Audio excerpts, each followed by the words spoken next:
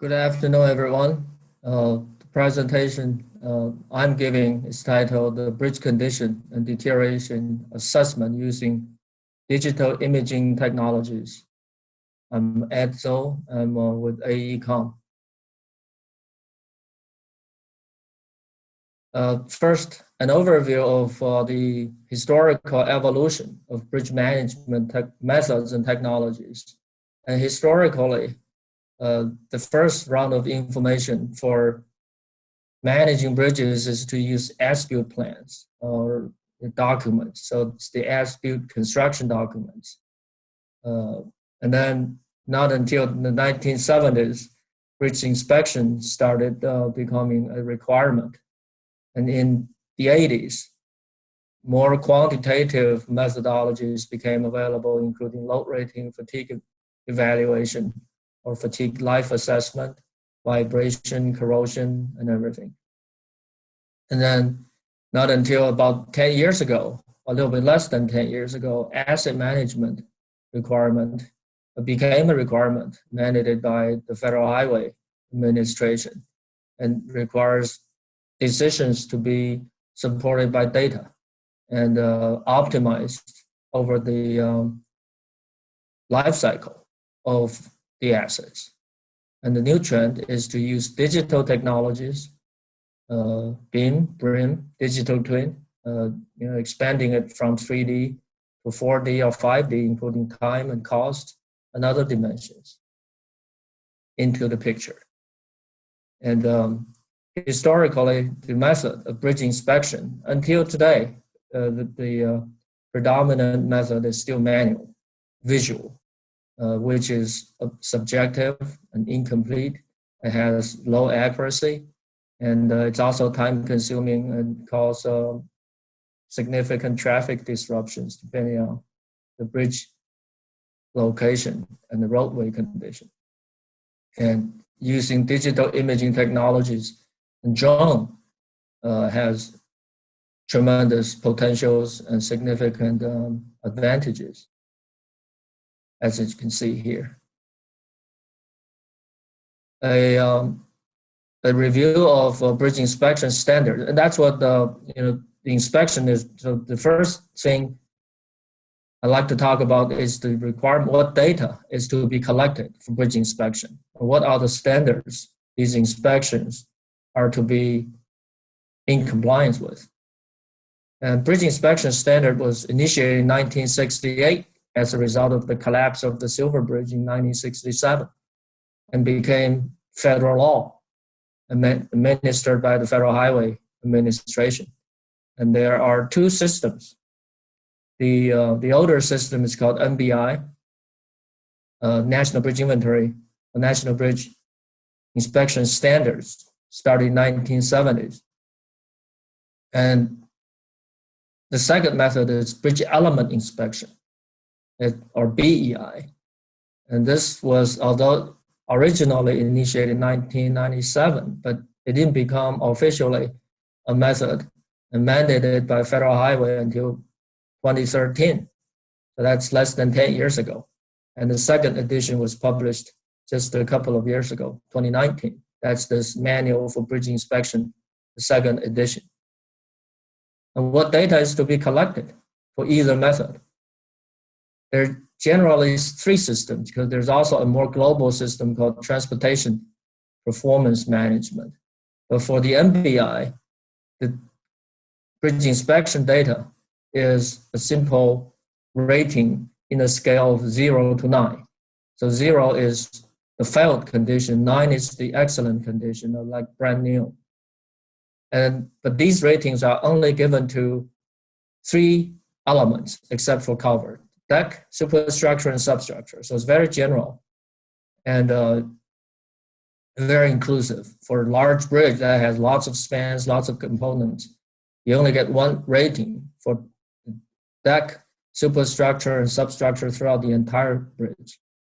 And then this bridge element inspection standards, inspectors are required to collect quantities or percentages for each element. There are over 100 or around 100 elements, bridge elements. And the inspectors need to provide percentages or quantities for each element in the 4 different conditions: good, fair, poor, and severe. Condition states 1, 2, 3, 4. And it's only this bridge element inspection is suitable for application of imaging technologies. The MBI is less suitable because it requires judgment, requires overall review of all the conditions. So this is more objective for the quantitative one. And specifically, what are the things that are being sought for? And this is just an illustration of the bridge elements divided in general component, the deck, superstructure, substructure, depending on the material type, concrete or steel, or joints and bearings, weathering surface. Each element has a number in the BEI, and could be deck, very specific description, unique descriptions for each of the numbered elements. And the defects are also specified in the MBEI. For concrete, for example, there's delamination, exposed bars, and for corrosion. For steel, there's a corrosion. And then, for joints, there's leakage, connection integrity, lots of things. These are the defects that are to be looked for by bridge inspectors and document for their quantities in terms of condition states 1, 2, 3, 4. And my presentation today focuses on crack identification and quantification. So I'm providing examples extracted from the MBEI requirements for concrete cracks. So for reinforced concrete, for the element to be classified as condition state 1, the width has to be less than 0.012 inches. And the spacing needs to be greater than 3 feet. And for condition state 3, the width exceeds 0.05. It's wider cracks. And spacing is less than 1 foot. And things that are in between would be condition state 2. That's for reinforced concrete. Pre-stressed concrete requirements more strict. So in order to be qualified for condition state 1, the crack width needs to be less than 0.004 inches, and the spacing is greater than 3 feet. In condition state 3 would be greater than 0.009, less than 1 foot. And the conditions in between would be condition state 2. But there are besides cracks, there are also other concrete defects that are to be looked for. For example, here is exposed rebars, which is visible to the human eye, and therefore also for imaging technologies. There's delamination, spalls, dimensions, the size, the spacing. So these are defects, and this will also require visual analysis for efflorescence, rust, staining, the presence of these that will also affect the classification of concrete elements. Now we're starting to talk about applying imaging technologies. Imaging data can be collected using drone or on foot. Well, directly holding camera here, our pilot is operating a drone off ground. But we have also done things in the box scooters in confined areas, just directly manually taking photographs. But the idea is to collect data, imaging, quality image data. But using drone, there are requirements that would assure the quality of the data. We need to you need to fly the drone surrounding the object to provide data in multiple perspectives. Having consistent viewing angles without sharp angles. They're all in similar angles. And the important thing is to have significant overlaps. So you take a lot of photographs for the adjacent ones to have 70 to 80% overlapping. And one advantage of using drone or UAS in comparison to manual photography is that drone has GPS. So each photograph has GPS data in there. That is very helpful for the next step of modeling. So after photographs are taken, we use software to formulate 3D point cloud models. And the first step for the software to do, we use Bentley's context capture. It's a good software to use. The first step for the software does is to identify type points. For the hundreds, for example, for this pier cap, it may take between 500 and 600 photographs to establish a good point cloud model. And in each of the photographs, the software will identify type points, and which are the featured points. Then for adjacent or overlapping photographs, these type points will help tie all those individual photographs together. And it will throw out those type points that don't meet the error requirement. It will calculate the, there's a parameter called reprojection error. There's a requirement for that. So those that don't satisfy, they will throw it out. So all these green points are the ones that do meet the requirements, and the yellow ones are on the borderline. So through the such processing, you end up with a 3D point cloud model. When you have the point cloud model, all these type points are, each one is a point, and then you can try do the triangulation to a meshing to get a mesh model, and then superimpose photographs on top of that to get all the surface features in there. So that would be the photogrammetric model at the end as the end result. And the photogrammetric model, depending on the quality of the camera, it can document all the surface features, including cracks, spalls, rust, if anything. It's all there. You see the exposed rebars, everything is there. Actually, here it's the this is just the fasteners, the clamps for the pipe. So after we get the photogrammetric model, we will be able to extract orthographical images from it, planar views. Then the next step is to identify cracks. There's 3 general steps in crack identification. The first step is to enhance the quality. Sometimes maybe there are some photos that are not very sharp. So there are algorithms that will help to enhance the quality of the images, the sharpness, contrast, borderlines and stuff. Then we convert into binary. And once it's into the binary, then we can apply different algorithms for morphological segmentation. So you would remove those shapes that don't meet the requirements. So you just leave the suspect cracks in place. Then you have all the pixels for each of these crack lines, and you can quantify the crack width and length. So you then put this crack mapping results back to the image. One important thing about digital analysis is that you can isolate the image out. And concrete always have cracks. It's common for concrete elements to have cracks, surface cracks.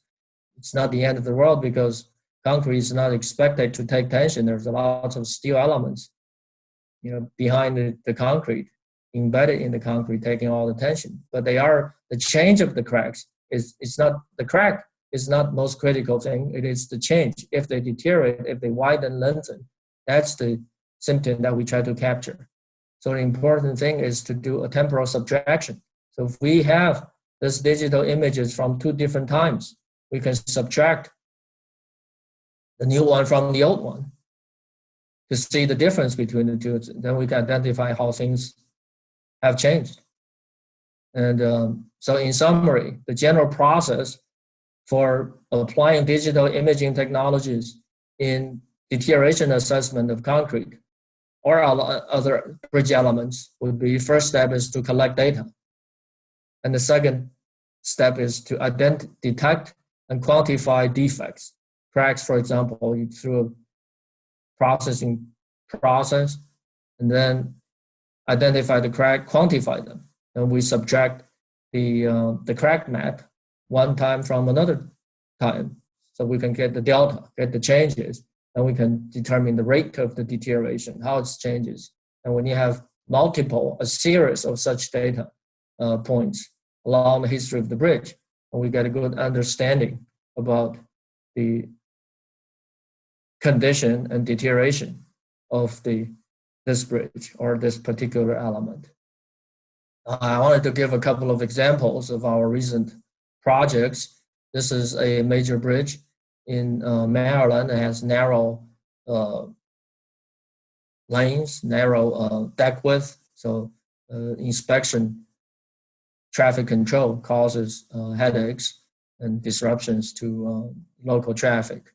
And historically, the pier cap has cracks, and it's been difficult to accurately document them through using manual methods because the pier cap size are large, traffic control is difficult.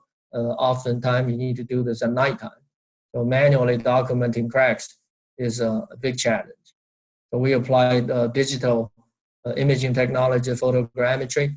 Once in 2016, we did it manually off a snooper truck.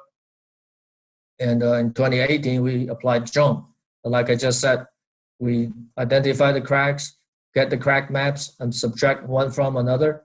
And we can identify areas with the remainder of the digital subtraction. And we can see, oh, this is the area we have something left. They're indicating a deterioration. Now we zoom in to see, oh, the crack has widened or lengthened. And here also, the crack has opened up.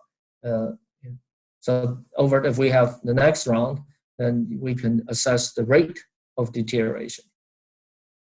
This is another bridge in Baltimore that's over the light rail, which is difficult because of the operation, because of the power line. Doing manual inspection have to be at night. So we did photogrammetry on foot just by walking and shooting straight upward, handheld cameras. We got good results after processing. We can identify all these defects, cracks, balls, efflorescence, and exposed rebars. This is a long bridge in Eastern Shore, Maryland. It's got there are actually two bridges, one after another, with a total of 203 spans and 10 adjacent box beams in each span. And most of them have experienced deterioration. It's in a marine environment. So cracks are not this wide, but there's also moisture, so the cracks appear to be wider than they are. But it's adjacent box girders, adjacent box beams structures are known for reflective cracks because of deformation, and they also have shear cracks. So there are tremendous amount of defects for documentation. I'd like to show a video here, which shows demonstrates the quality of the digital model. So you can see that applying the procedure as I just described by flying a drone around the structure without disrupting traffic, we can collect high quality data and get those image data. We can put a 3D model like it's shown here in this video. And this 3D model has all the surface features that the bridge has. So this will not require the inspector to spend a lot of time in the field to document all this surface condition. And of course, this imaging technology cannot replace human inspection because the inspectors are certified, they are professional engineers, they have received the training, and more importantly, periodically the inspection requires a hands-on, so you need to touch it and knock on the surface to check the solidity of the material. So that cannot be replaced. But technology also has its advantages compared to humans, because it doesn't get tired. It always focuses as long as you adjust the machine right. And there's also other tools. For example, infrared. If we use infrared camera, it will also see, it is potentially able to detect embedded defects such as delaminations. And we are also in the process of applying that for infrared thermography camera. So this is the mesh model, and this is the point cloud model. So it should, with true geometry of that one span. And this bridge, like I said, it's got over 200 spans, over 2,000 beams with all these defects. So once we collect all the image data, we have all these digital models in our computer, and then we can have them all sorted out, summarized, and presented in different ways.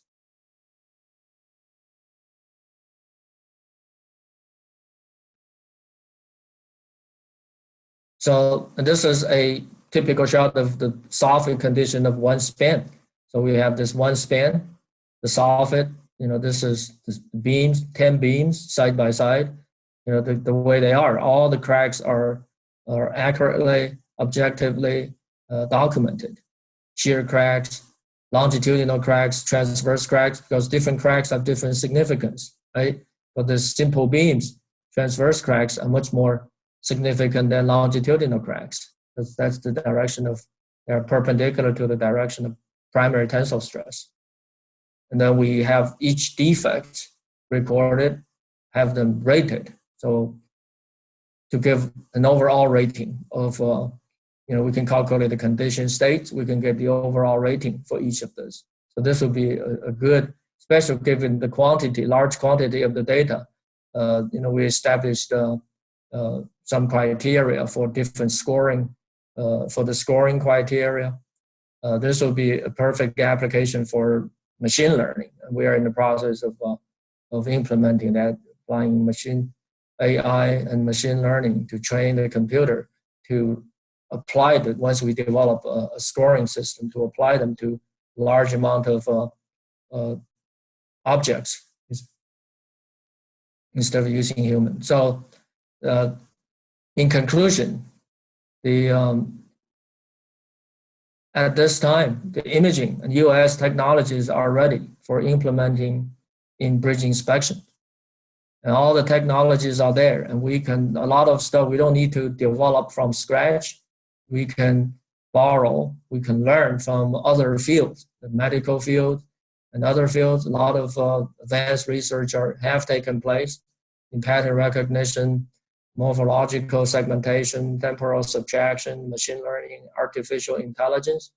And this will help to enhance our bridge asset management, to have very comprehensive data, have a in-depth understanding of the actual behavior of our bridge assets by applying the BIM, BRIM, and digital twin technologies. With that, I conclude my presentation. Thank you for your attention.